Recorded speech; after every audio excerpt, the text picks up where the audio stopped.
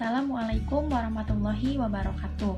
Nama saya Siska Susilawati dengan NPM 2010-6310-5010-7 dari kelas 2C, Program Studi Pendidikan Matematika, Fakultas Keguruan dan Ilmu Pendidikan, Universitas Singapura Bangsa Karawang. Video ini saya buat untuk memenuhi tugas sejarah matematika, yaitu mengenai tokoh matematika, dengan dosen pengampu Ibu Atinwarni MPD. Di sini saya akan menceritakan sejarah singkat mengenai tokoh matematika yang bernama Al-Khawarizmi. Al-Khawarizmi atau yang memiliki nama lengkap Abu Abdullah Muhammad Ibnu Musa Al-Khawarizmi lahir di sebuah kota kecil yang bernama Khawarizm pada tahun 780 Masehi, atau yang saat ini dikenal sebagai nama Khiva, Uzbekistan. Para ilmuwan Barat dan Eropa lebih mengenal Al-Khawarizmi dengan nama algoritm, algoritmus, atau algoritma. Saat masih kecil, orang tua Khawarizmi membawanya pindah ke daerah di selatan kota Baghdad. Di Baghdad inilah Khawarizmi mulai semangat dalam menuntut ilmu, hingga pada saat ia remaja, tepatnya pada masa Khalifah Harun al-Rashid, Al-Khawarizmi telah diangkat menjadi anggota di Bait al-Hikmah, atau yang biasa disebut sebagai Wisma Kearifan atau House of Wisdom di kota Baghdad. Bait al-Hikmah adalah lembaga penerjemahan, pusat penelitian ilmu pengetahuan, dan sebagai perpustakaan besar yang didirikan oleh Khalifah Harun al-Rashid. Tempat tersebut menjadi ruang berkumpulnya para ilmuwan. Setelah masa Khalifah Harun al-Rashid berakhir dan digantikan oleh Khalifah al-Ma'mun, Baghdad terus menjadi pusat perdagangan dan ilmu pengetahuan. Sejak pertama kali diangkat menjadi anggota di Bait al-Hikmah, Al-Khawarizmi bekerja sebagai ilmuwan. Di sana, ia terus belajar banyak ilmu pengetahuan, terutama ilmu alam dan ilmu matematika. Semasa hidupnya, Al-Khawarizmi terus mengabdi dalam bidang pendidikan dan riset keilmuan.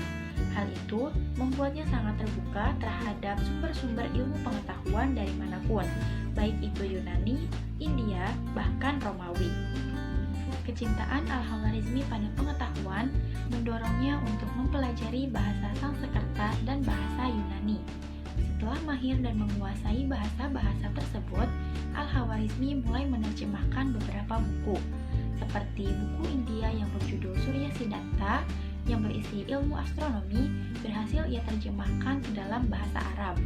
Kemudian, buku yang berisi ilmu geografi karya Ptolemus, seorang ilmuwan Yunani, pun berhasil ia terjemahkan.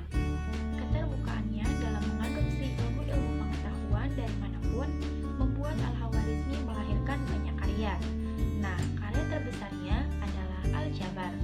Bukunya yang berjudul Al-Kitab Al-Mukhtasar fi Hisab Al-Jabar wal Muqabalah, atau yang dalam bahasa Inggris dinamakan The Compendious Book on Calculation by Calculation and Balancing, menjadi fondasi penting dalam aljabar di era modern. Aljabar juga menjadi materi yang banyak dipelajari di dunia hingga saat ini. Karyanya ini tidak terlepas dari pemikiran ilmuwan Yunani yang bernama Diopantus. Berangkat dari karya Diopantus tersebut, Al-Khawarizmi menemukan banyak permasalahan dan kesalahan yang cukup sulit untuk dipahami.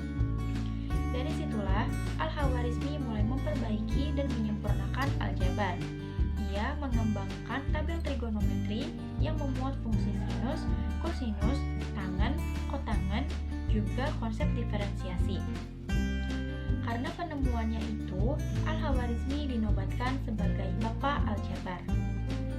Al-Khawarizmi juga yang telah mempopulerkan kegunaan angka 0. Ia adalah orang pertama yang menjelaskan kegunaan angka-angka, termasuk angka 0.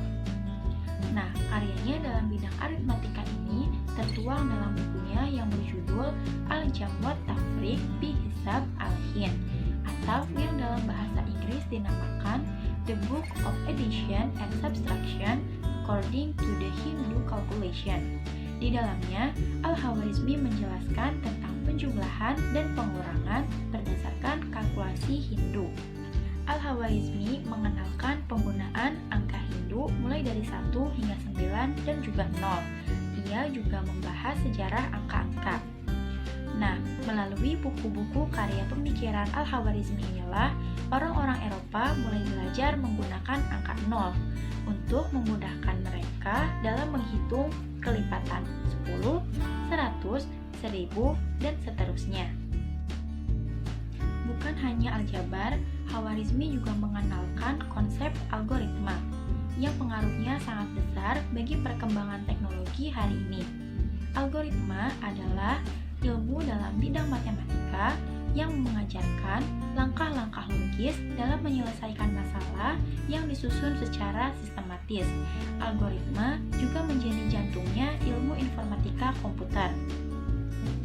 Nah, dari semua karyanya dalam bidang matematika dan sangat berpengaruh bagi peradaban umat manusia, Al-Khwarizmi pun dinobatkan sebagai Bapak Matematika. Demikian sejarah singkat dari matematikawan Al-Khwarizmi. Mohon maaf apabila ada kesalahan dalam bercerita. Wassalamualaikum warahmatullahi wabarakatuh.